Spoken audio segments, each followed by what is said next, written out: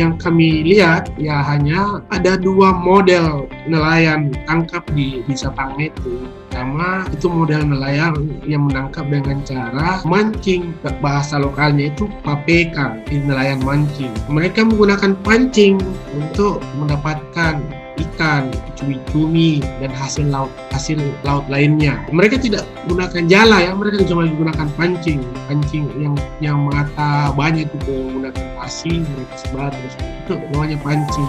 Mereka memancing cumi-cumi, mereka memancing ikan kecil, ikan besar dan sebagainya.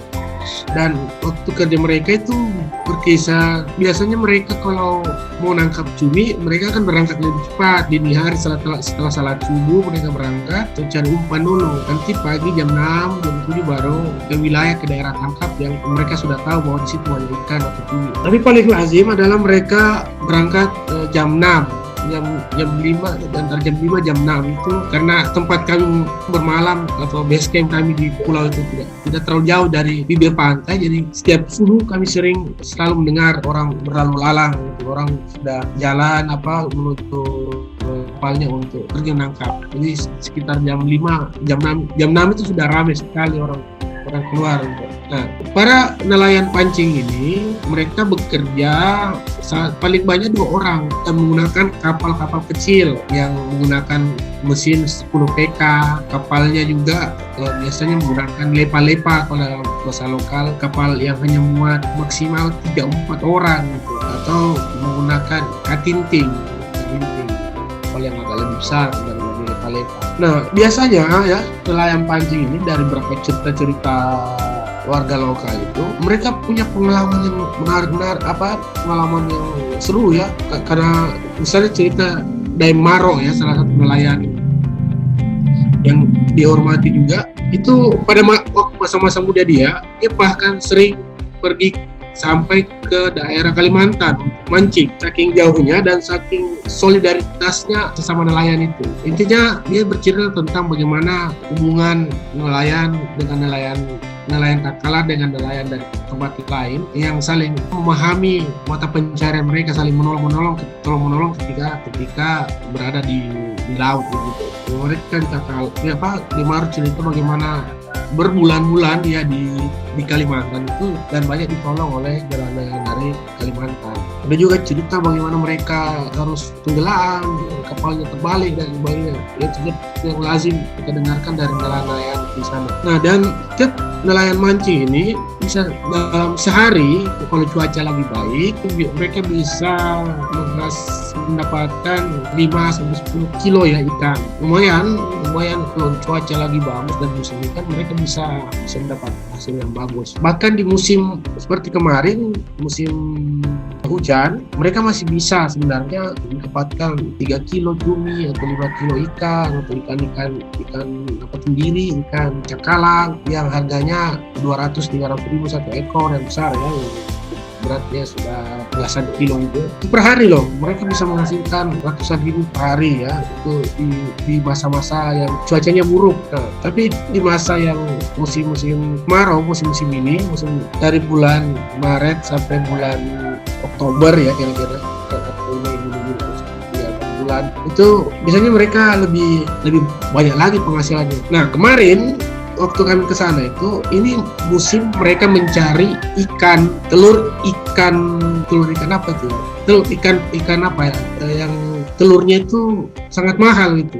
Saya lupa apa nama istilah lokalnya. Jadi ini sudah memasuki musim mereka lagi mencari telur ikan terbang itu. Kenapa namanya? Ikan Indosiar itu ya. Ya, ikan Indosiar. Mengiwang kalau di sini, kalau bahasa lokalnya. Jadi ini 2-3 bulan ini ke depan itu musim mereka mencari telur ikan. Nah, itu yang di sini mereka akan sangat kira-kira yang punya kapal besar ini harus punya kapal besar ya untuk bisa keluar cari telur ikan itu. Ini musim-musim panen lah, 1-3 bulan ke depan ini. Itu soal nelayan pancing ya, dan relasinya sangat cair kalau di nelayan pancing. Model nelayan kedua yang saya cerita, nelayan yang di sana ya, namanya nelayan yang menggunakan alat selam untuk mencari ikan, namanya paselang. Tapi alat selamnya itu sangat ekstrim karena menggunakan kompresor untuk mengganti oksigen itu. Nah itu sebenarnya dilarang dan berbahaya bagi kesehatan penyelam.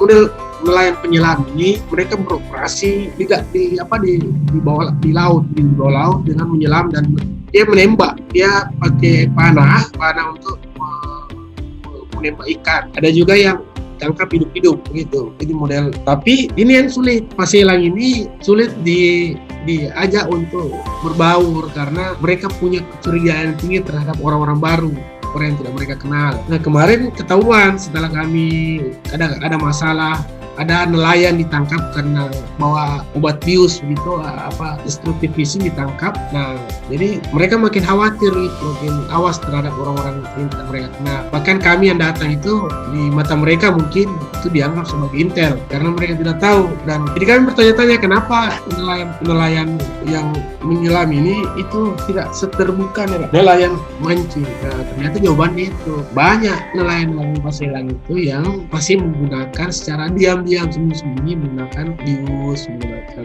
racun untuk menangkap ikan. Jadi mereka tidak sembarang membangun cerita dengan orang-orang baru. Jadi itu mereka ditangkap dan sebagainya. Jadi memang secara pribadi selama berapa kali ke sana dan teman-teman lain dan satu kata selama setahun ini itu lebih banyak berinteraksi dengan nelayan-nelayan pancing karena mereka lebih terbuka dan lebih mudah diajak cerita, lebih terbuka lah terhadap orang-orang baru dibanding nelayan yang menyelam itu atau paselan itu. Tapi tidak berarti semua paselan juga itu menutup diri. Ada 1, 2, 3 orang yang setelah didekati dan ya dari dia lah kita tahu bahwa mereka jaga diri karena menganggap kita intel. Ya jadi dia cerita, dulu saya kira kalian ini intel, ternyata bukan, ini saudara ini kan. Akrab dan sebagainya, tapi tidak semua yang bisa seperti itu di nelayan menyelam. Pendapatan mereka lebih besar dibanding nelayan mancing karena mereka bekerja secara grup. Minimal itu 3 orang. Tidak bisa metode kerja nelayan menyelam tidak bisa bekerja sendiri. Minimal 3 orang karena ada yang menyelam, ada yang menjaga kompresor, mesin kompresor, dan ada yang bertugas untuk menjalankan kapal. Minimal 3, tapi jarang orang menggunakan 3. Rata-rata mereka bekerja 5 orang, 5 dan 4 sampai 5-6 orang gitu, tim banyak orang. Relasinya mereka lebih si penyelam itu di dalam hubungan kerjanya disebut sebagai penggawa. Jadi ada penggawa kecil namanya penyelam, orang yang menyelam. Anggota-anggotanya ini disebut sawi. Nah ini juga nanti akan kami pelajari, bagaimana hubungan penggawa sawi dalam konteks yang lebih besar di pulau itu. Nah, penggawa itu adalah semacam nelayan-nelayan kaya yang membeli, menampung dan membeli hasil dari nelayan-nelayan yang lebih yang kecil. Mereka bisa menjadi tengkulak, mereka bisa menjadi penampung, bisa jadi pengumpul, dan bisa menjadi elit. Jadi penggawa ini bukan hanya soal penampung ikan saja, tapi melekat juga banyak kedudukan sosial lainnya di penggawa itu. Rata-rata penggawa itu adalah elit lokal karena mereka punya uang, mereka kaya, mereka punya akses ke kota dan sebagainya. Selebihnya adalah para sawi atau nelayan-nelayan kecil yang bergantung ke penggawa. Nah modelnya ada yang penggawa dengan sawinya itu terikat, jadi dia karena berutang kepada penggawa dia tidak bisa menjual hasilnya kepada pengumpul yang lain. Jadi terikat karena utang atau karena ikatan kekeluargaan dan sebagainya. Tapi ada juga model penggawa yang tidak terlalu mengikat